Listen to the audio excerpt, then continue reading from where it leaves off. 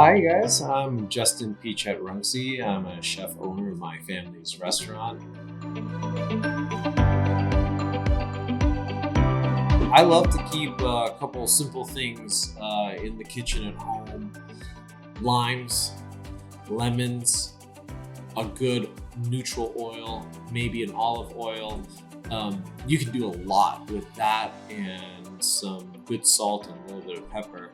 Of course, my pantry looks a little bit different because we have a lot of great Asian ingredients. So I like to go to the Asian grocery stores and just discover some new things: chili oils, chili crisps, different types of garlic salts, and chicken bouillon powder is actually a great cheat in the kitchen.